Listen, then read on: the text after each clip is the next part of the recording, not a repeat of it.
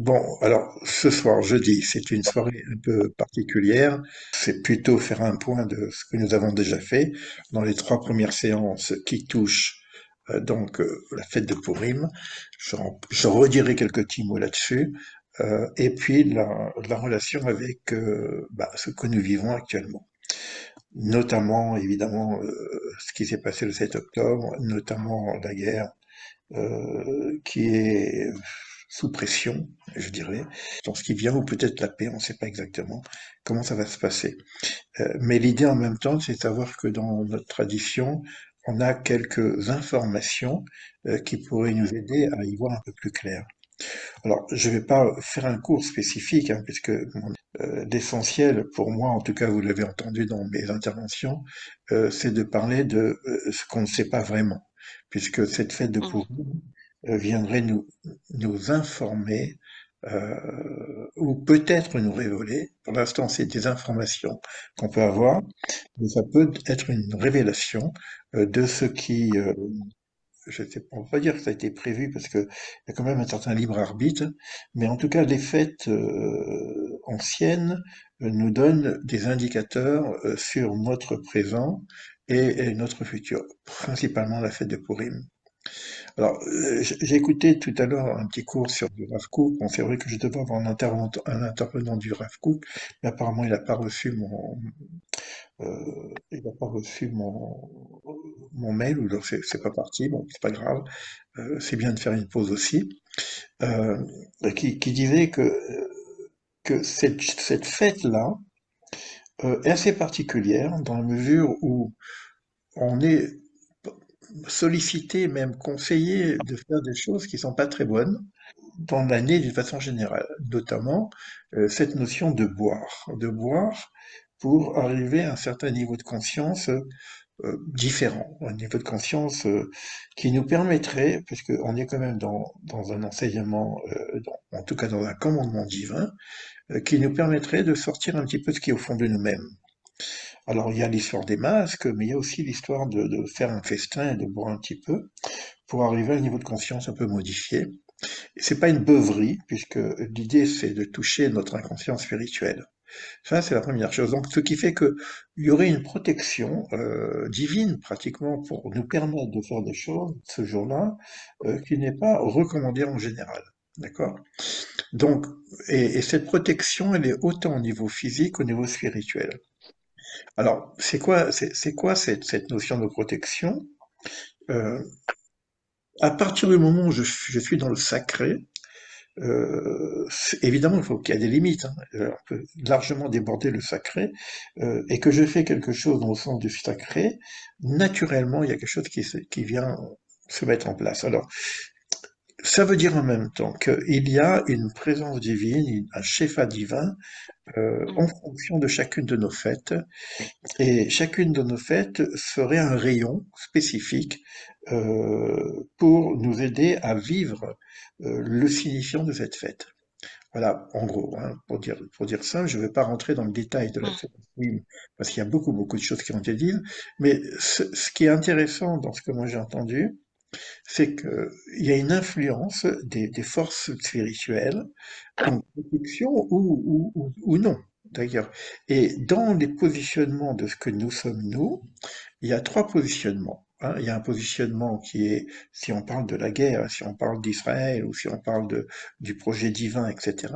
Il y a un positionnement qui est pour la présence divine dans ce monde, pour le rôle d'Israël dans ce monde. Il y a un positionnement qui est pour, et on va avoir beaucoup d'informations et d'influence des sars, ce qu'on appelle les archanges, qui reçoivent un petit peu par le bas l'influx de la population qui est pour et qui va renvoyer cet influx spirituel pour nous aider à grandir dans ce sens-là. Et malheureusement, il y a l'autre penchant qui est le contre. Et donc, ça veut dire qu'il y a des forces spirituelles, en fonction des positions que je vais prendre, vont venir alimenter ma position contre. D'accord. D'accord? Et il y a une autre position, et c'est celle-ci qui est le plus importante, c'est la position neutre. Ces personnes sans neutre peuvent être influencées en fonction de ce qu'ils lisent, de ce qu'ils voient, et les médias, etc., soit par le pour, soit par le contre. Au point où, quand je prends une petite position contre, ben, je suis alimenté des forces du contre et je reçois des informations et contre-informations pour arriver à devenir vraiment quelqu'un de vraiment contre. Parce que ceux qui sont contre sont ontologiquement contre. Les deux ne sont pas ontologiquement contre. Donc, et qu'est-ce qui pourrait se passer dans cette fête-là? C'est une forme de miracle, c'est-à-dire une forme de renversement de situation. C'est-à-dire que il y aurait des événements qui viendront apporter une forme de prise de conscience dans l'ensemble de l'humanité. Alors ça peut être une prise de conscience positive de lumière et je comprends ce qui se passe, je me suis trompé, etc.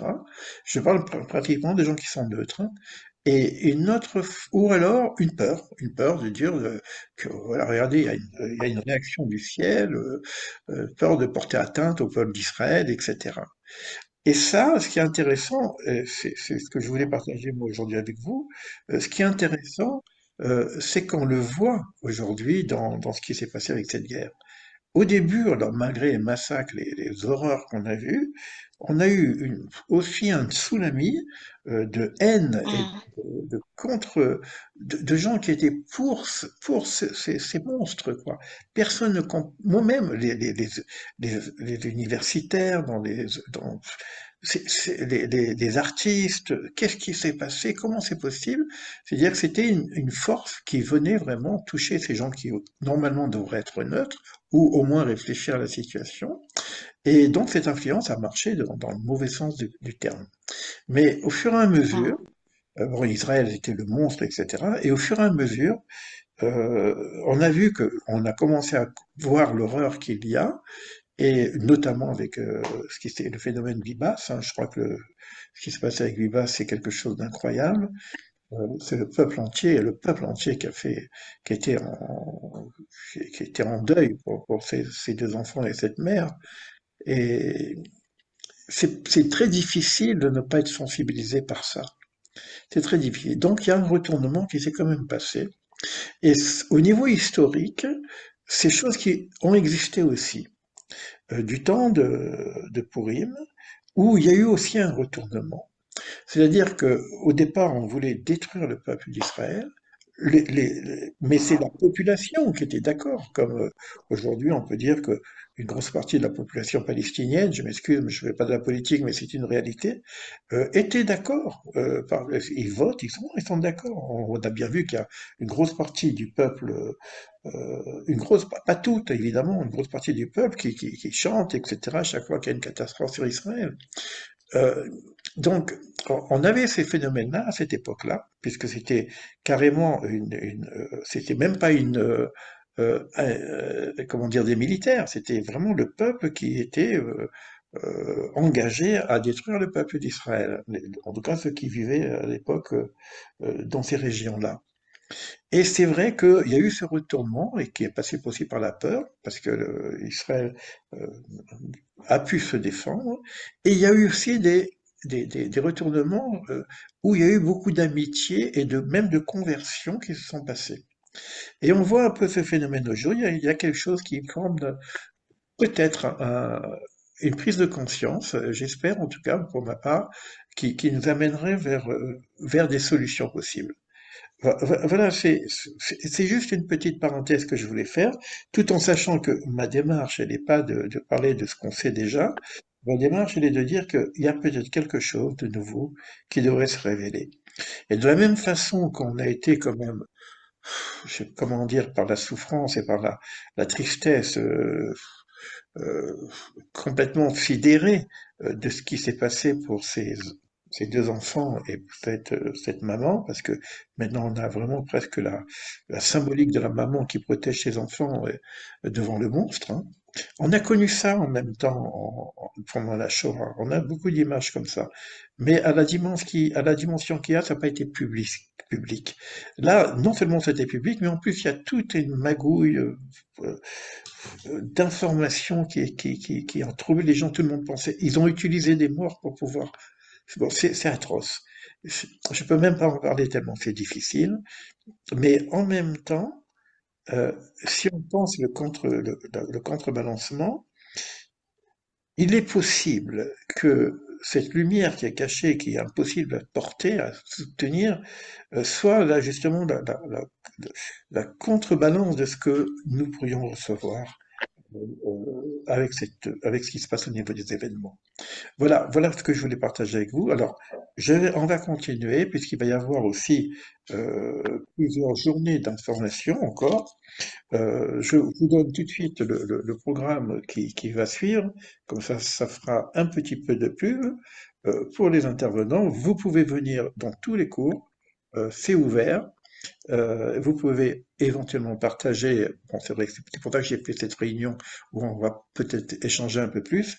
Donc il va y avoir donc à partir donc de dimanche 9 mars, mais là, il y aura un décalage au niveau du temps, puisque c'est le grand rabbin Franck Teboul de Nice et région, que je connais, qui est un ami aussi. C'est intéressant d'avoir quelqu'un qui est responsable, hein, c'est le grand rabbin quand même, mais qui a aussi comment dire, une grande connaissance thoraïque, normalement, puisque c'est un grand rabbin, mais en même temps aussi de Kabbalah, puisqu'on a quand même pu étudier ensemble un peu la Kabbalah, du Ramchal principalement, et donc pour voir un peu le point de vue des rabbins, ou d'un rabbin en tout cas, qui ne vit pas en Israël. Donc ça, c'est la première intervention qu'il y aura dès ce dimanche-là. Ensuite, le rabbi Pinchas que vous connaissez, son intervention va se faire sur quelque chose que peu de gens connaissent. Pas simplement la communauté juive noire qui existe, mais au niveau historique, c'est ce qui se passait depuis l'Inde, Houdou, jusqu'à Couch. Donc, et l'héritage mystique de Purim chez les Bantous israélites. Les Bantous, c'est voilà, c'est cette région que Rabbi Pinchas gère. Et puis, le soir, on reprend également notre cours, comme d'habitude, mais avec un autre intervenant, puisque le soir, on aura la chance d'avoir le Rav Mordechai Shriki, qui est le responsable du Ramchal. Donc, on a rempli, alors, je suis en train de travailler pour la journée du mardi et du mercredi, puis on est dans Purim, c'est le festin, j'espère qu'on aura de bonnes nouvelles. Bon, j'espère en tout cas que pour les personnes qui ont suivi, c'est quelque chose de nouveau que je mets en place. Vous me direz un petit peu ce que vous en pensez. Voilà, donc on peut partager un petit peu maintenant. Et puis, attends, je vais juste changer voilà, pour pas que ça soit trop chargé.